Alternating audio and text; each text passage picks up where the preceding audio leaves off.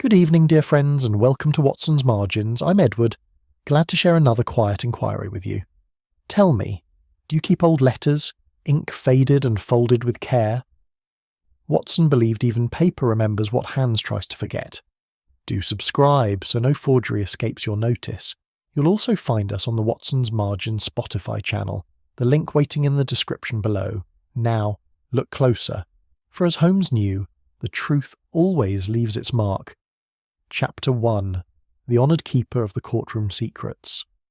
Of the many singular commissions that fell to my friend Mr. Sherlock Holmes during the years of our association in Baker Street, few began with so tranquil and dignified an appearance as that which I have come to call the affair of the Harrowby Archive. It was a case in which no blood was spilled, no pistol drawn, and yet I do not hesitate to number it among the most delicately reasoned of all his investigations, for it concerned a crime against truth itself, committed not with violence but with patience, study, and an artist's eye for imitation. It was in the early autumn of that year, when the plane trees along the embankment had only begun to surrender their leaves, that I first heard the name of Sir Edmund Harrowby spoken in our sitting room. I had returned from my round of calls to find Holmes seated by the window with the Times folded across his knee, his pipe sending up a thin grey thread toward the ceiling. "You will not have heard of Sir Edmund Harrowby, Watson," said he, without turning his head, "and yet half the judges on the bench would rise from their chairs at the mention of him." "I confess the name means nothing to me," I admitted, settling into my accustomed seat. "He's a barrister of the old school, now retired from active practice, who has spent the better part of 30 years acting as an unofficial custodian of certain historical exhibits belonging to the Crown, sealed testimonies, rare legal documents, the relics of trials that shaped the law of this land. It is said that the Lord Chancellor himself trusts Sir Edmund's archive above the vaults of Somerset House." I confess I found the subject a dry one, and said as much. "Dry, perhaps, to a man who has not seen what I have seen," Holmes replied, with a faint smile that I had learned to associate with some forthcoming exercise of his peculiar talents.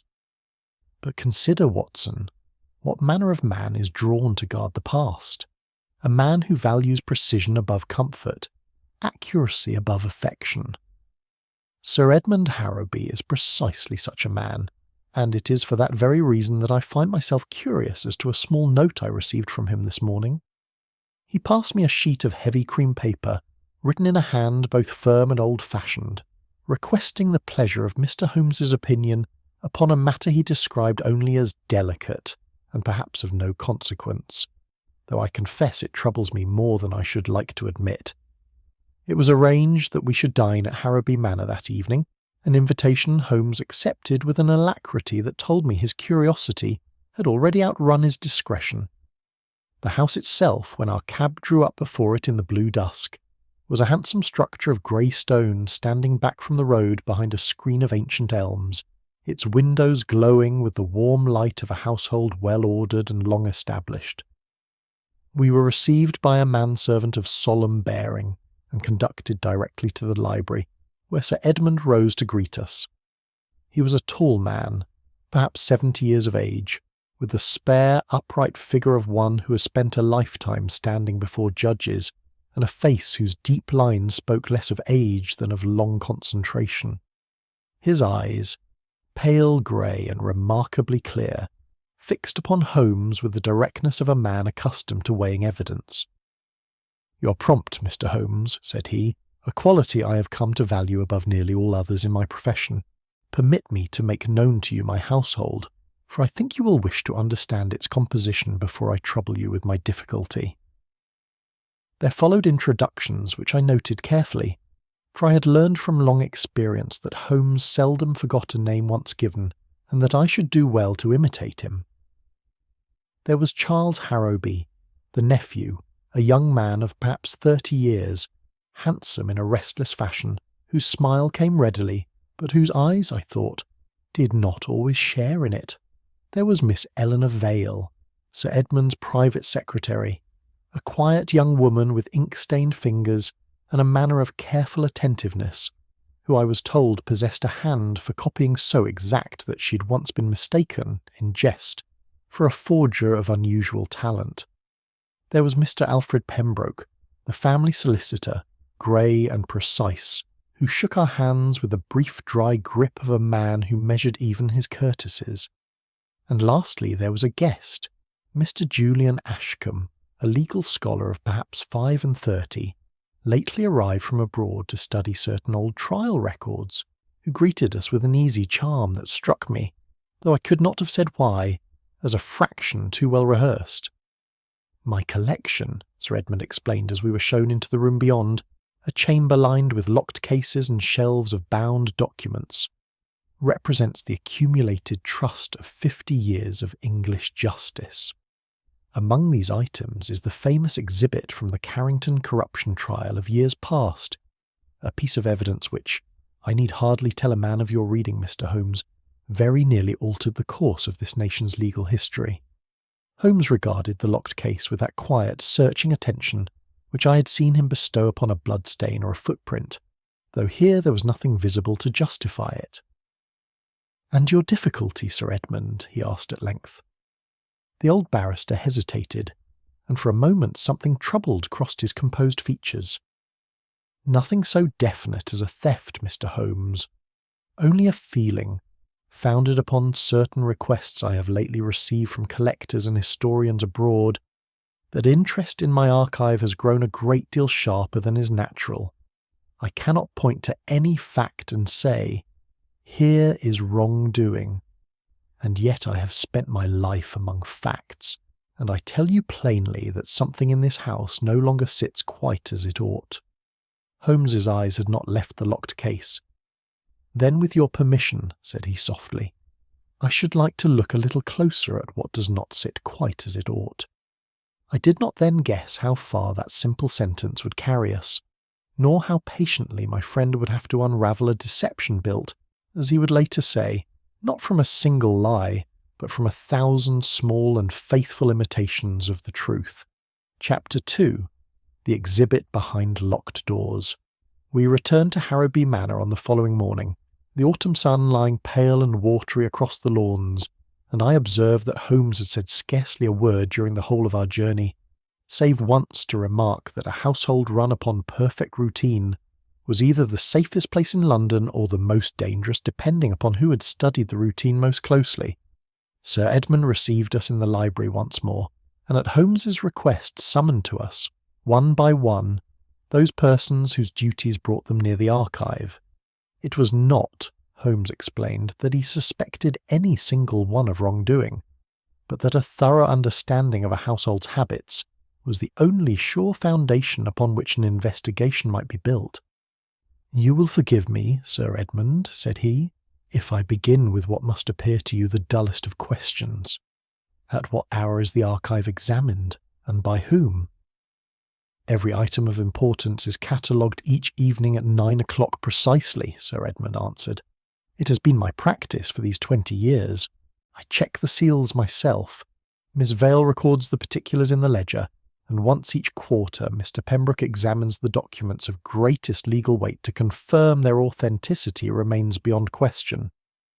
"A most admirable discipline," said Holmes, though I caught in his tone something that was not wholly admiration. "And the room itself?" "Triple locked, with keys held by myself alone. The windows are barred, and have not been opened, to my certain knowledge, in a decade." Holmes rose and walked the length of the library with his hands clasped behind him, pausing now and again before a shelf or a case, as though reading some history written there invisible to my own eyes. "I should like to see the room," said he at length, "and afterward, if I may, to speak a few words with each member of your household in turn, beginning, I think, with those whose hands touch the archive most often." We were conducted down a narrow passage to a chamber whose door, when Sir Edmund unlocked it, revealed walls lined with cases of dark oak, each fitted with brass locks of considerable age. In the centre of the farthest case, beneath a pane of thick glass, lay the famous exhibit of the Carrington trial, a folded document yellowed with years, resting upon a cushion of faded velvet. Holmes studied it for a long while without speaking, his lean face bent close to the glass, and I noticed that his eyes moved not merely across the document but about the case itself, the hinges, the dust upon the velvet, the manner in which the light fell through the high, barred window. "Tell me, Sir Edmund," said he presently, "have you of late received any unusual correspondence touching upon this particular exhibit?" The old barrister's composure wavered for the first time since our acquaintance began. "How could you have known that, Mr. Holmes? I've had no fewer than 4 letters this past month, from collectors in Vienna, in Boston, and from a society of legal historians in Edinburgh, each professing a sudden and most particular interest in the Carrington document. I had thought it merely the natural curiosity of scholars, until you asked." "Curiosity, perhaps," said Holmes, "though scholarly curiosity is generally a slow and patient growth, Sir Edmund, not a thing that ripens in 4 letters within a single month." We spent the remainder of the morning in conversation with the household, and it was here, I confess, that I began to perceive what had drawn Holmes's interest so sharply, though I could not yet have named it. Miss Vale answered every question with a precision that did her credit, producing her ledger and tracing for us, in her small, exact hand, the movement of every document within the archive for the past 6 months. Mr. Pembroke spoke with the dry thoroughness of his profession, assuring us that he had personally examined the Carrington exhibit not 3 weeks before and found nothing amiss. It was when we came to speak with the servants, however, that I first noticed the curious thing which Holmes was later to consider of such significance. The housekeeper, a stout, kindly woman named Mrs. Tully, answered our questions readily enough until we touched upon the archive itself, at which point her manner changed, becoming guarded and oddly formal, as though she recited rather than recollected. "The room is never entered save by the family, sir," said she, in words that fell with a peculiar evenness, "and nothing has ever been disturbed there, not in all my years of service." "You speak with great confidence," Holmes observed mildly. "I speak as I have been told to speak, sir, when questions are asked," she replied, and seemed at once to regret the admission, for she coloured and fell silent. Holmes pressed her no further, but I saw the faint narrowing of his eyes that I had come to recognise as the outward sign of some inward conclusion forming. When we had taken our leave of the manor and were once more in our cab, rattling back toward Baker Street through streets now thickening with the early evening fog, I could contain my curiosity no longer. "You suspect the servants of complicity, then?" I asked. "I suspect nothing of the sort, Watson. I suspect only that someone in that household has rehearsed the staff in a single, careful explanation, to be offered should any question ever be raised concerning the archive. Consider the housekeeper's words. She did not say the room is safe because she has watched it. She said the room is safe because she has been told to say so. That is not the language of an honest habit, my friend. It is the language of a prepared defence. But a defence against what? Nothing has been stolen." Holmes was silent for a moment, watching the lamplit fog slide past the window. "That," said he at last, "is precisely what troubles me. Sir Edmund believes nothing has been taken, and I am beginning to suspect he is entirely correct. It is not theft I am beginning to fear, Watson, but something a great deal more patient and a great deal more dangerous to a man whose whole reputation rests upon the unbroken truth of his archive. I begin to fear not that something has been removed, but that something has been replaced." I confess the distinction seemed to me at the time a fine one, scarcely worth the gravity with which he pronounced it. It was only in the days that followed, when the full and curious shape of the deception began to reveal itself, that I came to understand how very much depended upon that single terrible word. Chapter 3. The Vanishing of the Court Evidence. 3 days passed before we heard again from Sir Edmund Harrowby, and in that interval Holmes occupied himself, as was his habit when a case lay dormant, with a series of chemical experiments whose purpose he declined to explain, and with a careful study of certain old volumes upon the history of forgery, which he had borrowed, I believe, from a bookseller in Holborn of his acquaintance. He spoke little of the Harrowby affair, though I observed him more than once pause over his books with a faraway look that told me his thoughts had not strayed far from that locked room of dark oak and brass. It was on the fourth morning that a telegram arrived, brief and urgent in its phrasing. "Come at once. The exhibit is wrong. I cannot explain it, but I know my own collection, Mr. Holmes, as a father knows his child, and I tell you the thing in that case this morning is not the thing I have guarded these 20 years." Holmes was on his feet before I had finished reading the message aloud, and within the half hour we were once more rattling toward Harrowby Manor, my friend silent and intent beside me, his sharp profile turned toward the window, though I doubt he saw a single thing that passed it.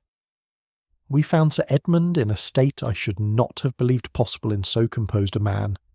He stood before the open case in the archive room, his hands trembling slightly as he held the document up to the light, turning it this way and that as a jeweller might examine a stone he suspected false. "I was to display this very exhibit before the Legal Historians' Society this evening," said he, his voice unsteady, "and in preparing the certificate of provenance I noticed the signature did not sit as I remembered it. I have stared upon this paper 1,000 times, Mr. Holmes. I know every fold of it, every discoloration. This is not that paper." Holmes took the document from him with the gentlest of courtesies and bore it to the window, where the cold morning light fell strongest. I watched him examine it with that peculiar intensity I had seen him bring to bear upon a bloodstain or a cigar ash, his lens drawn from his pocket, his lips moving faintly as though counting. "You're entirely correct, Sir Edmund," said he at last, "though I confess the forger has done his work with no small skill. Observe, Watson, the signature here." He held the paper toward me, and I bent close, though I will own that to my unpractised eye the writing appeared faultless. The shape of every letter has been copied with admirable fidelity, and yet see how evenly the ink lies along each stroke. A man signing his own name presses harder at the beginning of a word than at its end, harder upon a downstroke than an upward flourish, for the simple reason that he is not thinking of his hand at all, but of what his hand has done 10,000 times before. This signature was not written. It was drawn, Sir Edmund, slowly and with a steady, deliberate pressure throughout. It is the work of a copyist, however gifted, and not of the man whose name it bears. Sir Edmund sank into a chair, his face grown grey. "And the certificate of provenance," Holmes continued, lifting a second sheet from the case, "purports to be the expert opinion of the late Justice Renfield, does it not?" "It does. He examined the exhibit himself some 15 years past and wrote his findings in his own hand." "Then I fear, sir, that the late Justice Renfield has been made to speak a language he never used in life. Here, in the third paragraph, the phrase, 'a matter beyond reasonable controversion,' is employed. It is a turn of expression I have encountered before, Sir Edmund, though never upon English lips. It belongs, if I am not mistaken, to the courts of Scotland, or perhaps further afield still. A native London lawyer of Renfield's generation would no more have written it than he would have signed his name in French." I confess that as Holmes spoke I felt the full weight of the deception settle upon me, not as a single act of theft, but as something altogether more laborious and more sinister, a patient construction built stroke by stroke, phrase by borrowed phrase, until it had very nearly passed for truth itself. The household, summoned once more to the library, received the discovery with a confusion that soon hardened into suspicion, each member's eyes turning, however briefly, toward the others. Charles Harrowby, I noticed, had grown pale, and when Sir Edmund mentioned, almost in passing, that certain debts of his nephew's had lately come to his attention, the young man's composure broke entirely. "You cannot think that he began, and then checked himself, his hands clenching at his sides. "I have never so much as touched the lock of that case, uncle. Ask Miss Vale. Ask anyone." Miss Vale, for her part, said nothing, but I observed a flush rise to her cheek, and her eyes fell to the ledger she still held against her breast as though it were a shield. It was Julian Ashcombe, however, who surprised me most, leaning forward with an eagerness that struck me as ill-suited to the gravity of the moment. A forgery, you say? Remarkable, truly remarkable. I have studied such matters, Mr. Holmes, and I should be most glad to lend whatever assistance my small learning permits." Holmes regarded him for a long moment with an expression I could not quite read. "Your offer is noted, Mr. Ashcombe," said he simply, "and I do not doubt I shall have occasion to call upon your learning before this matter is concluded." When at last we had taken our leave and were once more upon the road, I turned to Holmes and asked him plainly whom among the household he suspected. "Every one of them, Watson, and none of them," he answered, with a faint dry smile. "The household believes this crime was born of greed, or jealousy, or desperation, and each of them can point to some likely culprit answering that description. But a man does not study 15 years of a dead judge's prose, nor train his hand to copy another's signature stroke by patient stroke, merely to settle a gambling debt. This was not done in haste, my friend, nor in passion. It was built slowly by someone with a purpose a great deal older and a great deal more particular than money." Chapter 4. The Man Who Spoke Like Another. There are men, I have observed in the course of my long acquaintance with Sherlock Holmes, whose guilt announces itself in the very anxiety with which they protest their innocence, and there are others whose deception lies so deep within them that it has become a second nature, worn as easily as a well-cut coat. It was this latter sort of man, I believe, that Holmes now set himself to find among the household at Harrowby Manor, and he went about the task with a patience that tried, I confess, even my own considerable faith in his methods. For the better part of a week he came and went from our rooms at odd hours, sometimes disguised, sometimes not, and offered me little account of his movements save the occasional cryptic remark dropped over breakfast. I knew him well enough by then to understand that he was building, piece by piece, a structure of small observations whose final shape he would not show me until it was complete. "You have been watching Mr. Ashcombe," I said to him one evening, as he sat sorting through a sheaf of papers covered with his own close, hurried notes. "I have been listening to him, Watson, which is a rather different exercise, and I should say the more instructive of the two." He pushed the papers toward me. "Here is a transcription, as exact as my memory permits, of 3 conversations I have had with our visiting scholar this week, upon subjects ranging from the weather to the history of ecclesiastical law. Read it, and tell me what strikes you." I read the pages with care, though I will confess that to my eye they seemed the perfectly ordinary speech of an educated man, fluent, courteous, occasionally witty. "I see nothing remarkable," I admitted at last. "No more did I upon first hearing it," said Holmes, "and that is precisely what troubled me. A man's speech, Watson, like his handwriting, carries the marks of every place he has lived, and every hand that has taught him. Listen again, not to what he says, but to the small words he chooses without thinking. He speaks of having been at university, never at Oxford or at Cambridge, though he claims to have studied at the latter. He refers to luncheon as the midday meal, an expression I have heard more often from translators than from Englishmen born to the language. And here, in our second conversation, he describes a document as having been subscribed, rather than signed, a legal usage common enough on the continent, but seldom heard from an English tongue unless that tongue has been carefully trained to it. You believe him a foreigner, then, masquerading as an Englishman? I believe him a man who has learned to be an Englishman, Watson, which is a far more curious and far more deliberate thing. A foreigner betrays himself through ignorance. This man betrays himself through too perfect a knowledge, applied always a fraction out of season, like a tailor's suit cut to yesterday's fashion. It was upon the following afternoon that Holmes proposed we examine Mr. Ashcombe's published academic papers, several copies of which Sir Edmund had been good enough to procure for us from the gentleman's own trunk, with what I privately considered a rather thin pretext of scholarly interest. We spread them upon the table in our sitting-room, and Holmes bent over them with his lens, comparing one against another with the silent absorption I had seen him bring to the comparison of bullets, or the tracing of a blood-stain. Observe the hand in this earlier paper, Watson, written some 4 years past upon the subject of medieval ecclesiastical courts, and compare it with this more recent essay upon the Carrington trial itself. The letters are similar enough to deceive a careless eye, but see how the crossing of the letter T has altered, how the loop of the G has grown narrower. A man's hand changes slowly over years as his habits settle and his hurry diminishes. It does not change in this fashion, abruptly, between one paper and the next, unless two different hands have been at work, the second straining most carefully to imitate the first. Then the papers themselves are partly forged. I believe the earlier work to be genuine, the labour of some true scholar, now perhaps forgotten or deceased, whose name and reputation have since been borrowed.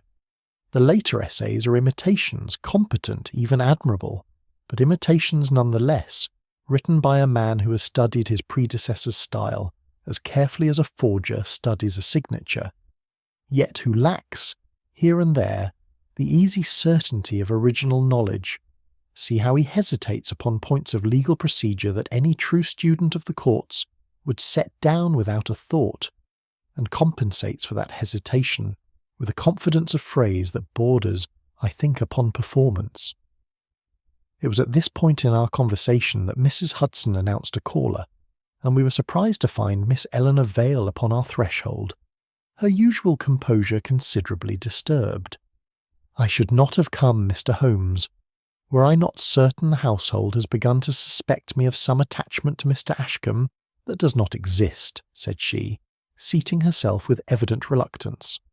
"There are those below stairs who whisper that I have helped him in some fashion, out of sentiment, and I could not bear that such a thing should reach Sir Edmund's ears unanswered."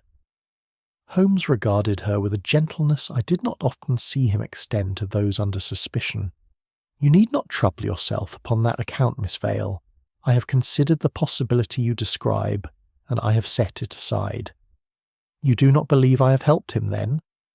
"I believe, Miss Vale, that a romantic motive is very often the most convenient explanation a household can offer itself, precisely because it requires no further thought. It is simple, it is human, and it satisfies the appetite for scandal without troubling anyone to examine the harder, colder facts beneath it. The truth in this matter, I am increasingly persuaded, has nothing whatever to do with affection, and a very great deal to do with patience and study, and a debt owed to the past that someone has determined by whatever means necessary to see repaid." When she had gone, somewhat comforted, I asked Holmes plainly what debt he meant. "That, my dear Watson," said he, knocking the ash from his pipe with a thoughtful air, "is precisely what I intend to discover, though I confess the shape of it is beginning very faintly to emerge from the fog. Chapter 5.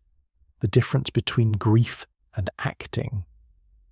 It has long been my conviction that no science Holmes ever practised demanded so delicate a touch as that which concerned itself, not with objects, but with the behaviour of men under strain. A footprint will not deceive the trained eye, nor will a chemical stain alter its nature to suit a guilty conscience, but the human countenance is a more treacherous instrument altogether, capable of feigning what it does not feel, and concealing what it does, and it was to this instrument that Holmes now turned his closest attention. "You will recall, Watson," said he, as we walked once more toward Harrowby Manor upon a grey and blustering morning, "that I spoke to you of the difference between a prepared explanation and an honest reaction. I propose this morning to put that difference to the test, not by accusation, which teaches a clever man nothing he did not already suspect, but by a single piece of intelligence, true in every particular, which I shall allow to fall upon the household as a stone falls into still water. And what intelligence is that? That the forged certificate has been examined by an expert in document analysis, and that certain peculiarities in the ink have been traced to a supplier in Brussels. It is entirely true, Watson, and entirely useless as evidence, since half the ink in London passes through Brussels at some point in its manufacture. But the value of a fact does not always lie in what it proves. Sometimes it lies in what it provokes. We found the household assembled at Sir Edmund's invitation in the long drawing-room that overlooked the garden, and I confess that even I, no novice to the reading of faces after years at Holmes's side, found myself watching each countenance with an attention I had not thought myself capable of sustaining. Sir Edmund received the news of the Brussels ink with a stillness that seemed to me the very picture of grief, restrained by long discipline. His hands, folded before him, trembled almost imperceptibly, and his eyes, when he raised them to Holmes, held a question too painful, I think, to be spoken aloud. "Then it was done deliberately," said he at last, in a voice scarcely above a whisper. "Not the work of some passing opportunist, but a thing planned and purchased and carried out with forethought." "It would appear so, Sir Edmund," Holmes answered gently, "though I would ask you to take what comfort you can in knowing the truth will not long remain hidden. I have attended, in the course of my profession, a great many deathbeds and a great many sick rooms, and I tell you plainly that there is no mistaking the particular stillness of a man whose pain is genuine. Sir Edmund's was such a stillness, and Holmes, I think, required no further proof of where the old barrister's heart truly stood. It was otherwise with Miss Vale. She received the same intelligence with a composure that struck me upon reflection as oddly deliberate, her fingers tightening upon the ledger she held, but her face betraying nothing beyond a careful, watchful blankness, as though she weighed the news for its consequences rather than felt it for its sorrow. Holmes observed her closely, and afterward remarked to me that her anxiety, though real enough, seemed to him the anxiety of a woman guarding some smaller secret of her own, unconnected, he believed, to the forgery itself, but troubling to her none the less. It was Julian Ashcombe, however, whose reaction proved the most instructive of all. "Brussels, you say?" he exclaimed, starting forward with a vehemence that seemed to me, even before Holmes had spoken a word of explanation afterward, somewhat overplayed. "This is monstrous, Mr. Holmes, monstrous, that a man's life's work, a nation's legal heritage, should be defiled by such cold calculation. I tell you, sir, if I could lay my hands upon the villain who has done this, I should not answer for my own restraint." He continued in this vein for some moments, his colour high, his gestures large, until Sir Edmund himself, wearied perhaps by his own quieter grief, begged him gently to compose himself. When at last we had taken our leave, Holmes was unusually silent until we had gone some distance from the manor, at which point he turned to me with a particular brightness in his eye that I had learned to associate with a conclusion newly confirmed. "You observed Mr. Ashcombe's outrage, Watson?" "I did. It seemed to me entirely natural given the circumstances." "It seemed to me entirely composed," said Holmes, "which is a very different matter. A man who has spent these years studying old trial records, as Ashcombe claims to have done, knows perfectly well that ink may be traced to 100 suppliers across Europe and proves nothing whatever in itself. Yet he seized upon the single most dramatic word in my sentence, Brussels, and built upon it a tower of indignation that no genuine scholar, calm in his learning, would have troubled to construct. Grief, Watson, is economical. It does not perform. It was outrage I saw in that room this morning, certainly, but outrage of the theatre, not of the heart, summoned because some deeper alarm beneath it required a louder voice to drown it out." "You believe he is afraid, then, rather than indignant?" "I believe he is very nearly certain by now that I am closing upon some truth he has laboured a long while to bury, and that his fear has begun very slightly to outrun his art. A false identity, Watson, however carefully constructed, is a costly thing to maintain. It requires that a man remember at every moment not who he is, but who he has decided to become, and such vigilance, sustained long enough, will always, in the end, begin to crack." We walked on in silence for some minutes, the fog gathering thick about the lamp-posts before Holmes spoke again, half to himself. "Someone in that household, or connected to it, has built a man out of nothing, Watson, a name, a history, a reputation borrowed whole from some other source, and has worn that construction so long and so carefully that it has very nearly become indistinguishable from truth. My task now is not merely to prove the forgery, which I believe I have very nearly done, but to discover the name beneath the name and the reason a stranger's identity was thought worth the building. Chapter 6. The Hidden Name Beneath the Name. For 2 days following our visit to Harrowby Manor, Holmes was scarcely to be found in our rooms at all, and when at last he returned upon the third evening, his boots dusted with the particular grey grime that clings only to the record rooms of Somerset House, I knew better than to question him until he had eaten, for a hungry Holmes was ever a reluctant talker. "You have been among the old trial papers," I observed, when at last he had pushed back his plate and reached for his pipe. "I have been among a great many things, Watson. Papers chief among them, but also photographs and parish registers, and the dusty memories of 2 retired court clerks who remembered the Carrington affair better than they remembered their own grandchildren's birthdays, which is, I find, very often the way with old men and old scandals." He drew a small bundle of papers from his coat and spread them upon the table between us. "I believe I have found the name beneath the name, Watson, and I confess it has cost me more shoe leather than any case in recent memory." I bent over the papers, which proved to be cuttings from old newspapers, brittle and yellowed, recounting in the stiff language of an earlier generation the trial of one Josiah Carrington, a man of considerable standing in the city, convicted some 30 years before of an elaborate corruption in the matter of a public contract, a conviction secured, the reports made plain, very largely upon the strength of a single document, the very exhibit now lodged within Sir Edmund's archive.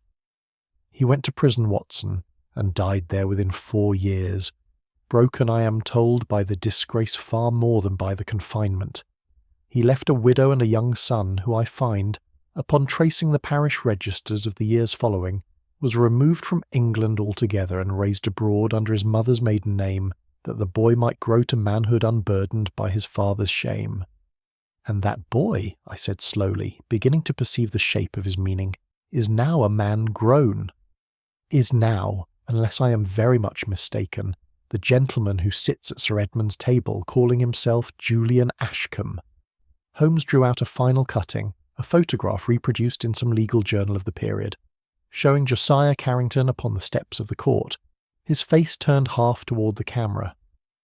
"Observe the set of the brow, Watson, and the particular manner in which the left eyelid droops a fraction lower than the right, a small inheritance of feature that no amount of careful speech or borrowed scholarship can entirely disguise.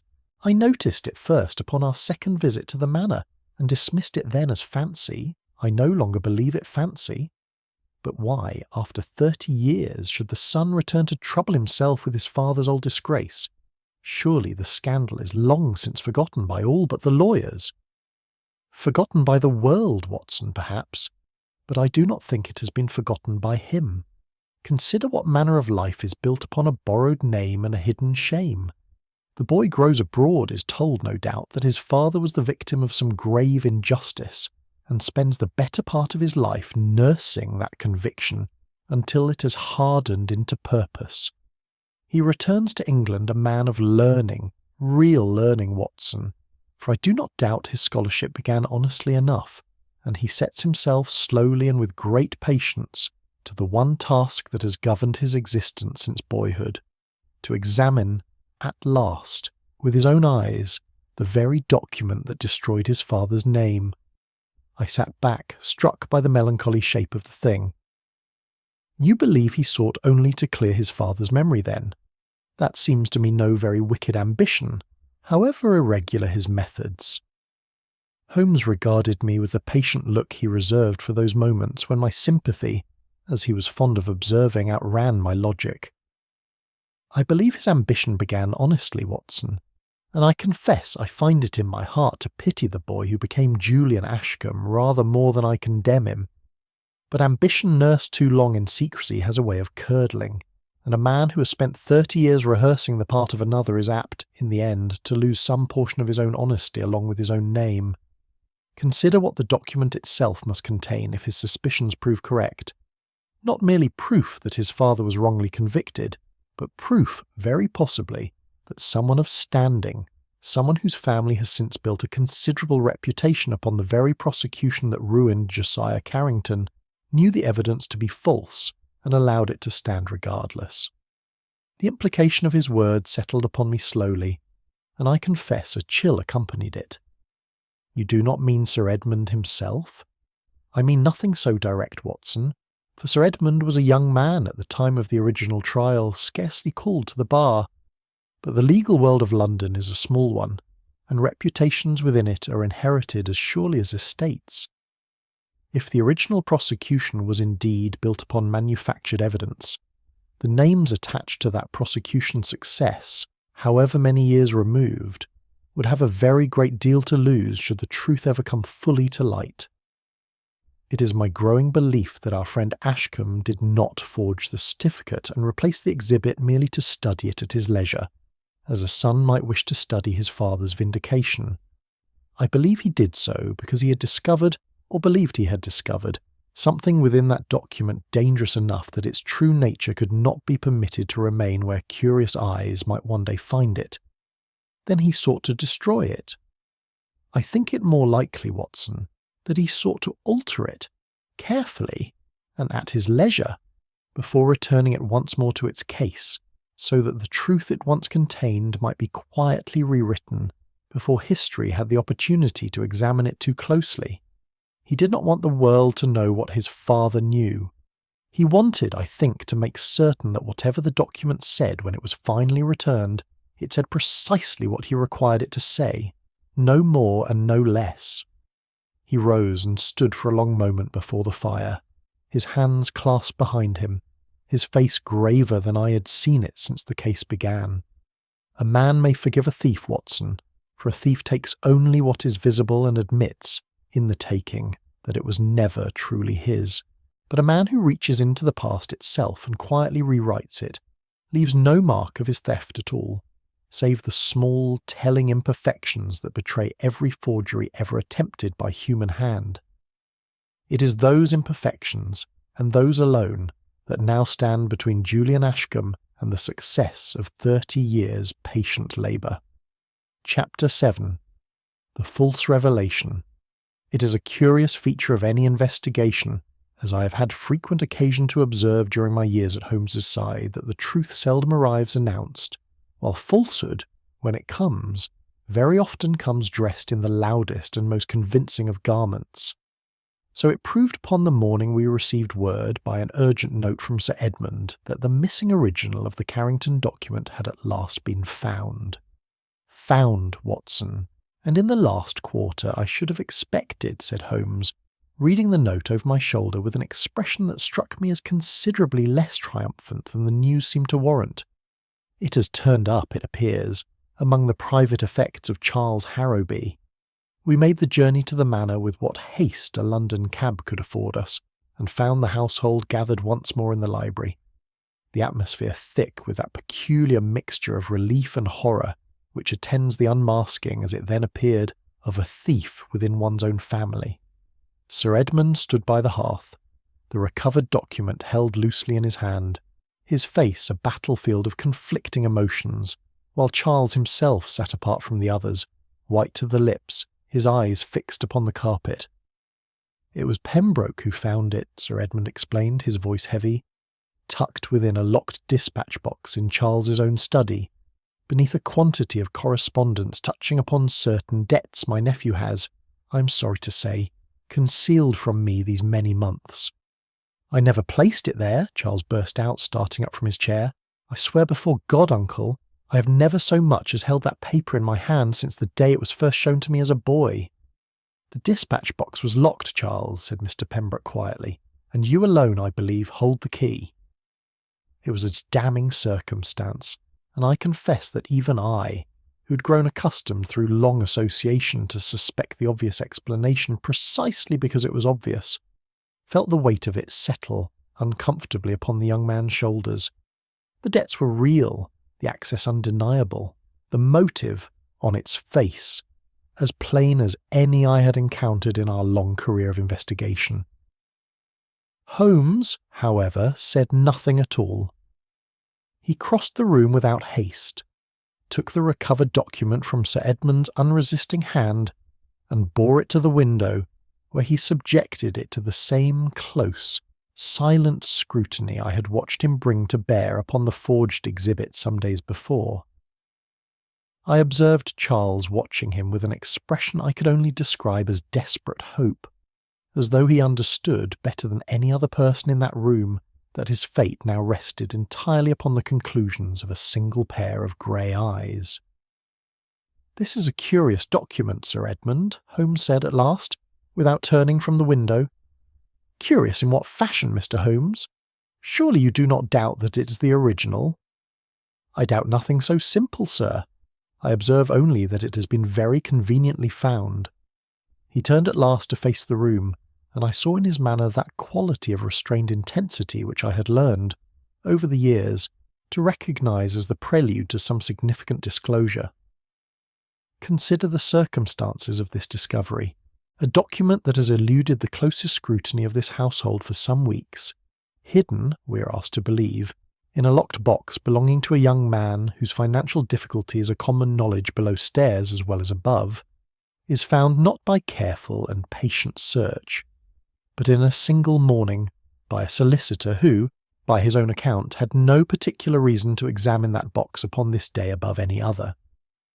"I had occasion to seek a deed concerning the estate," Pembroke said, somewhat stiffly, "and the dispatch box lay open upon the desk." "Open, when its owner assures us he keeps it always locked," Holmes observed mildly, and I saw Pembroke's mouth tighten almost imperceptibly. "I do not say you have spoken falsely, Mr. Pembroke. I say only that a box left open is a box that requires no key, and a discovery that requires no particular skill to make is, I have found in my experience, very often a discovery that someone wished to be made." He held the document toward the light once more and beckoned me to his side. "Look here, Watson, at the lower corner of the certificate. You will recall the signature we examined some days past, drawn with an even, deliberate pressure, quite unlike the natural hand of the man who supposedly wrote it. Observe this fresh annotation, added, I should judge, within the last fortnight, purporting to be a private note in Charles Harrowby's own hand, acknowledging his intention to dispose of the document for his own profit. The ink is fresh, the paper unweathered by comparison with the rest of the page, and the pressure, Sir Edmund, the very same telltale evenness we remarked upon before, as though the hand that wrote it thought first of the shape of each letter, and only second, if at all, of the words themselves." A silence fell upon the room, broken at last by Sir Edmund's low exclamation. "You are telling me the confession is itself a forgery?" "I am telling you, sir, that the same hand which manufactured the false certificate of provenance has now manufactured a false confession to accompany it, and has done so with the evident purpose of directing your suspicion, and the suspicion of this household, toward your nephew, that the true author of this deception might continue his work undisturbed." Holmes's gaze travelled slowly about the room, resting for the briefest of moments upon each face in turn. "It is a clever stroke, I confess, and very nearly succeeded. A young man with debts and access, and a temper quick enough to protest his innocence rather too loudly makes a most convenient villain. But convenience, gentlemen, is not evidence, however much it may resemble it at first glance, and I have found, in 20 years of this work, that the true criminal very rarely leaves his confession lying so neatly to hand." Charles Harrowby sat down heavily, his relief so plain upon his face that I believe even Mr. Pembroke's solicitor's heart was moved by it, and Sir Edmund crossed the room to lay a hand briefly upon his nephew's shoulder. A gesture of reconciliation, I confess, moved me more than I had expected. But Holmes himself remained by the window, the false confession still in his hand, his eyes narrowed in thought, and I knew, from long familiarity with that particular stillness, that his mind had already moved beyond the relief of the moment to the colder question that remained. Who, among those gathered in that room, had possessed both the skill and the opportunity to plant so careful and so cruel a deception? Chapter 8. Holmes's quiet confirmation. Holmes did not act at once upon the suspicion that had settled. by the close of our visit to the manor so firmly upon his mind.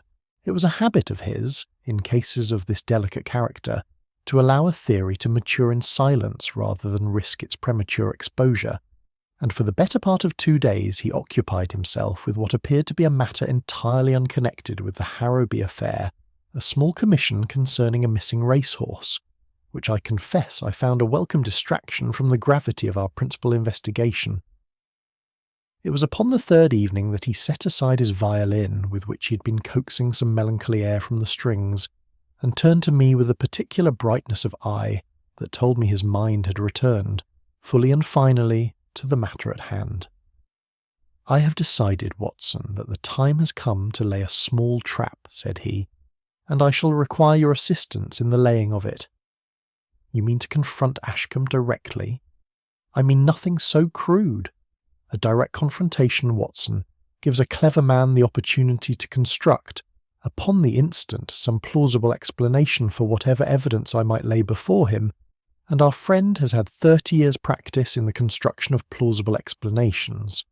No, I propose instead to offer him a single piece of false intelligence, of so particular and so technical a character, that no innocent man, however learned, could be expected to recognise its significance, while a guilty man, intimately acquainted with the true history of that document, could not fail to do so. He explained his scheme to me in some detail, and I will own that I marvelled, not for the first time, at the precision with which he had constructed it. We were to call upon Sir Edmund the following morning, and in the course of conversation Holmes would mention, as though in passing, that a fresh examination of the recovered exhibit had revealed a small but significant correction to the wording of its 3rd paragraph, a correction known, he would imply, only to those who had studied the original trial papers with very particular care, namely the official transcript of testimony given by a junior clerk of the court, since deceased, whose evidence had never in fact been published nor preserved in any form accessible to scholarship. "There exists no such transcript, Watson," Holmes explained, with the faint dry satisfaction of a man well pleased with his own ingenuity. "I have invented it entirely. Any scholar relying solely upon legitimate sources could not possibly recognise the correction I describe, for the simple reason that the source itself does not exist. But a man whose knowledge of the case derives not from scholarship at all, but from family memory, from a mother's bitter recollections whispered to a son in some foreign exile, might very well believe such a transcript had once existed, and might, in his anxiety, betray a knowledge he could not otherwise explain. We arrived at the manor the following morning to find the household gathered, as had become its custom of late, in expectation of fresh developments, and Holmes introduced his fabrication with all the careless authority of a man stating an established fact.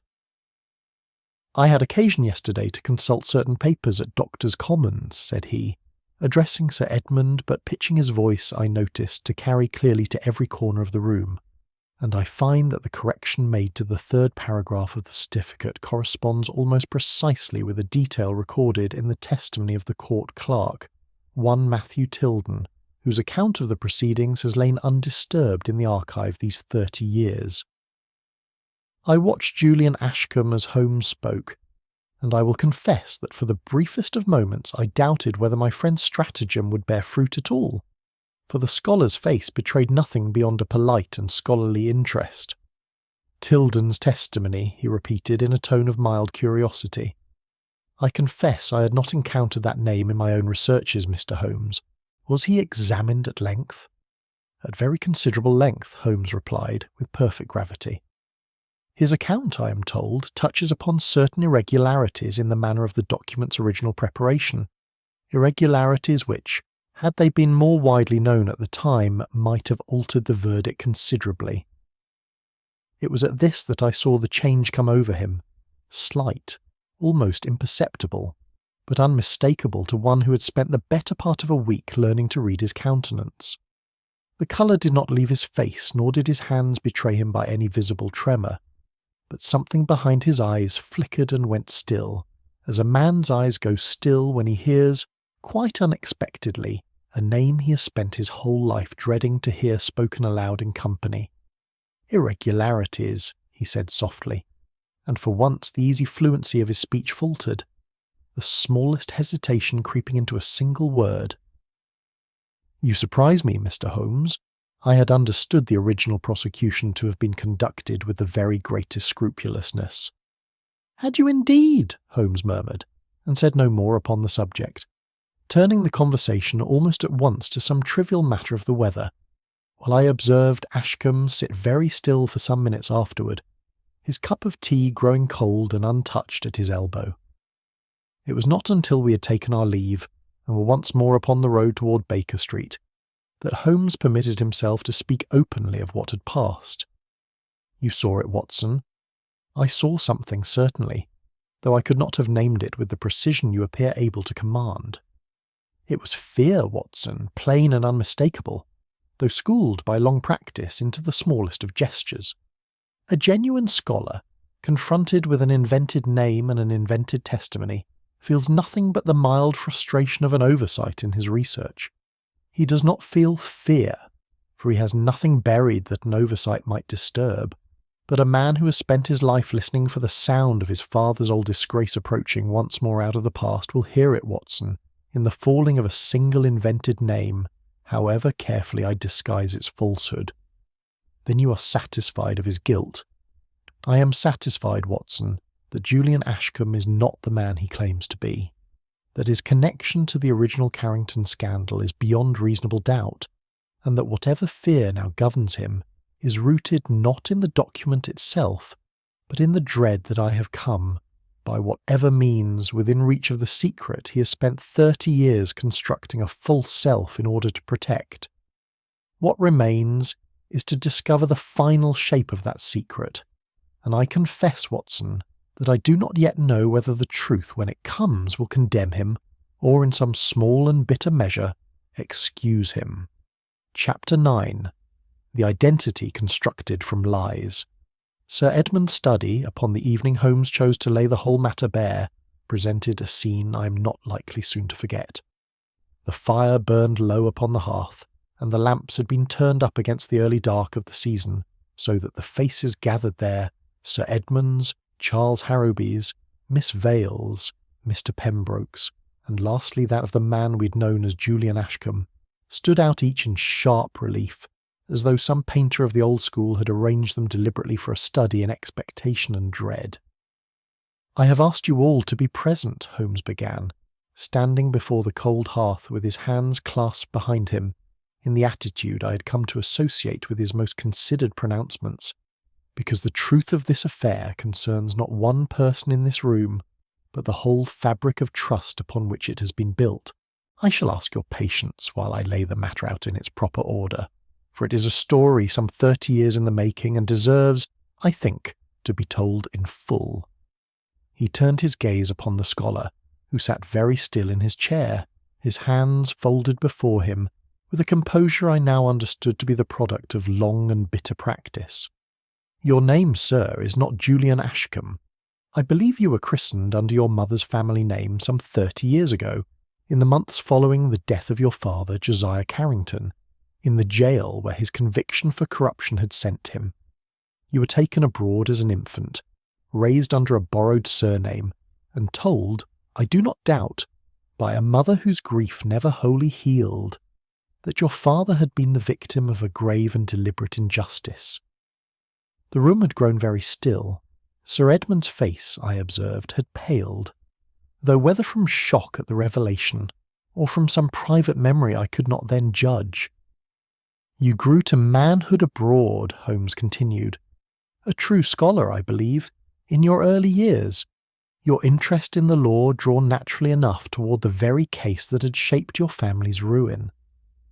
But scholarship alone could not satisfy you, for no published record, however thorough, could tell you what you most wished to know, whether the document that destroyed your father had been honestly obtained, or whether it had been, as your mother believed, a thing manufactured to secure a conviction the true facts could never have supported." "You cannot know what she believed," Ashcombe said, his voice low, the easy fluency of his manner gone entirely now, replaced by something raw and far more human. You cannot know what it is to grow to manhood under a stranger's name, knowing only that your father died disgraced, and dying yourself a little more each year beneath the weight of a question no honest scholarship could ever answer. I believe I can know it tolerably well, sir, for I have spent a fortnight tracing the shape of your endeavour, and I confess it has not left me unmoved, Holmes replied, with a gentleness that surprised me given the gravity of what he yet had to say. You constructed, over years of patient labour, the identity of Julian Ashcombe, legal scholar, complete with credentials, with published papers borrowed and imitated from a true researcher, whose name, I suspect, you discovered, had faded from memory and would raise no troublesome questions. With mannerisms studied and rehearsed until they had become very nearly a second skin, you sought entry to this household not to steal, but to examine, at last and with your own eyes, the exhibit that had shaped your whole existence. I meant to return it, Ashcombe said, and now his composure broke entirely, his hands trembling where they lay upon his knees. I swear to you, Sir Edmund, I never meant to keep it. I had it examined secretly by a chemist of unimpeachable discretion who confirmed what I had always believed, that the ink and the paper of the certificate could not have been contemporary with the trial itself, that it had been prepared, I am convinced, some weeks after my father's arrest to supply evidence that did not otherwise exist. I needed proof beyond my own conviction before I dared bring such an accusation against men whose names are still spoken with reverence in every court in London. A convict's son cannot simply declare the system that destroyed his father corrupt and expect to be believed. I needed certainty, and certainty required time, and time required that no one should know the original was gone from its case even for a single day. And so you replaced it with a forgery of your own most careful manufacture, Holmes said, skilled enough, very nearly, to deceive even Sir Edmund's practised eye. And when suspicion began at last to gather, not upon yourself but upon young Mr. Harrowby here, you compounded one deception with another, planting a false confession to direct attention safely away from your own design. At this Ashcombe's head sank, and he did not deny it, though I saw Charles Harrowby's fist clench briefly at the renewed mention of the injury done him. "How did you know, Mr. Holmes?" Sir Edmund asked quietly. "How did you know beyond all doubt that this man was Josiah Carrington's son, and not merely some scholar of unhappy coincidence?" "A false identity, however carefully built, Sir Edmund, can imitate knowledge, and clothing, and even speech, for these are things a patient student may learn from books and observation alike. But there are habits a man carries that were never written in any book, gestures absorbed in earliest childhood from a parent's example, and repeated ever after without thought or memory of their origin. I spoke, some days past, with an old clerk of the original court, a man whose memory for faces and gestures has long outlasted his memory for names, and he recalled to me, quite without prompting, a small habit of Josiah Carrington's, a particular manner of tapping two fingers twice upon any surface before answering a difficult question, a habit, the clerk assured me, remarked upon by more than one observer during the trial itself, yet recorded, so far as I have been able to discover, in no printed account whatever. He turned his eyes upon Ashcombe, whose hands had gone very still in his lap, as though conscious, even now, of their own betrayal. "I have observed you perform that same small gesture, sir, upon no fewer than 3 occasions since first we met, most recently not 10 minutes ago, when I first spoke your true father's name aloud. It is not a thing you could have studied, for it exists nowhere but in the memory of an old man who watched your father 30 years ago hesitate before answering questions that, I begin to believe, he might very well have answered honestly, had the evidence against him not already been quietly and deliberately prepared."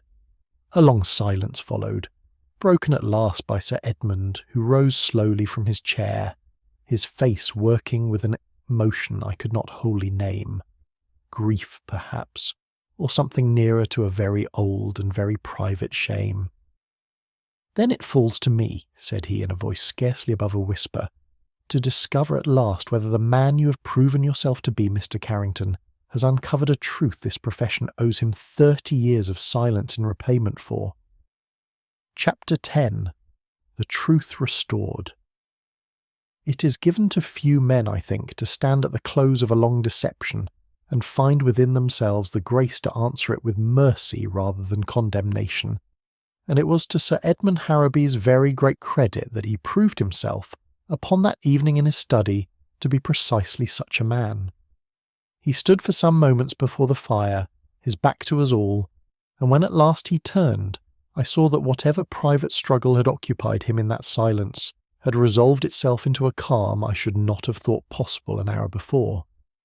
"You will understand, Mr. Carrington," said he, addressing the man we had known as Ashcombe by his true name for the first time, "that I cannot simply set aside what you have done. You have forged a legal document, deceived a household that trusted you, and very nearly allowed an innocent young man to bear the blame for your own design. These are not small matters, and I will not pretend to you that they are." "I do not ask you to pretend it, sir," Carrington answered, his head bowed. "I have known from the first that whatever I gained, I should very likely lose again, and lose more besides. I ask only that you consider the chemist's findings before you summon the police, for if my father was indeed innocent, then a far greater wrong than mine has gone unanswered these 30 years. Sir Edmund crossed to his desk and drew out the chemist's report which Carrington had surrendered to Holmes earlier that evening, and read it through in silence, his face growing graver with each line. "I have spent my whole life, Mr. Carrington, believing this archive to be a monument to the law's integrity," he said at last. "If what this report suggests is true, then it is rather a monument to one of the law's gravest failures, and I confess I do not know which discovery grieves me more, that your father may have been wronged, or that I have spent 30 years honouring the instrument of that wrong without once questioning it." It was Holmes who broke the silence that followed. "I would suggest, Sir Edmund, that the matter is better resolved through the proper channels of the law than through any private reckoning conducted in this room. Mr. Carrington's methods have been irregular, and in places criminal, but the question he has raised deserves an honest answer, pursued openly, and by men whose authority none can later dispute. I should be greatly surprised if the Home Office were not willing to reopen so old a case, given evidence of this character, particularly when presented not by a desperate claimant, but by the very custodian of the original archive." Sir Edmund considered this for a long moment, and I saw something of his old composure return to him as he did so. The composure, I thought, of a man who has found, in difficulty, a task once more suited to his particular skill. "I will undertake it myself," said he at last. "It is, I think, the only fitting penance for 30 years of unexamined faith. As for you, Mr. Carrington, I am disposed, given the circumstances, and given Mr. Holmes's evident conviction that your purpose, however ill-conceived in its execution, was never base, to leave the question of prosecution in abeyance until the truth of your father's case has been properly determined. I will not pretend this generosity is owed you. I offer it because I find, upon reflection, that the law itself owes your family a debt considerably older and considerably larger than the one you have incurred against me." Carrington's composure broke for the second time that evening, and he said nothing for some moments, his hand pressed briefly across his eyes, before he rose and bowed, with a dignity I had not expected to see restored to him so soon after his unmasking, and took his leave of the household that had, however briefly, believed him to be other than he was. There remained but one small matter to resolve, and it was Holmes himself who attended to it, drawing Miss Vale aside before we too took our leave. "You need not trouble yourself further, Miss Vale, upon the subject of the household's suspicion," said he gently. "I am satisfied that your anxiety these past weeks sprang from a far gentler cause than complicity in any deception. You discovered Mr. Harrowby's debt some weeks before his uncle did you not? And held your tongue out of a regard for him you did not wish examined too closely." The colour that rose to her cheek was answer enough, and Charles Harrowby, who had remained near enough to hear, looked upon her with an expression I thought a very fitting conclusion to so troubled an evening. "Your discretion does you credit, Miss Vale," Holmes added, "and I have told Sir Edmund as much. Whatever else this affair has cost this household, I do not think it need cost you his good opinion." We took our leave shortly afterward, and walked some distance through the cold, clear night before either of us spoke.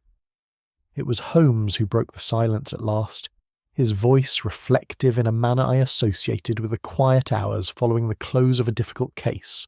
"You will observe, Watson, that the most dangerous men I have encountered in the course of my work are seldom those who skulk in shadow and strike with violence. They are far oftener men who build about themselves an entire convincing world, brick by patient brick, until even they themselves can scarcely recall where the true foundation ends and the construction begins. Such men are dangerous precisely because they so very nearly succeed, and because the world, trusting always in appearances, is so very reluctant to look beneath them." "And yet," I said, "it was the smallest of things that undid him in the end, a gesture inherited from a father he could scarcely remember, observed by a clerk whose memory outlived every printed record of the case. Just so, Watson. It is ever the way of these matters. A misplaced phrase, a stroke of ink too evenly laid, a habit too deeply rooted to be entirely suppressed by even the most patient art. Men may construct elaborate falsehoods, but they cannot in the end construct themselves entirely anew, for there is always some small stubborn fragment of the truth that the years cannot quite erase, waiting only for an eye sufficiently patient to find it." We walked on together through the quiet streets, and I confess that as the lamps of Baker Street drew at last into view, I found myself reflecting, not for the first time, upon the strange and singular gift my friend possessed, the ability to see where other men saw only the smooth and seamless surface of a well-told lie, the small and telling cracks beneath which the truth, however long concealed, waited patiently to be restored.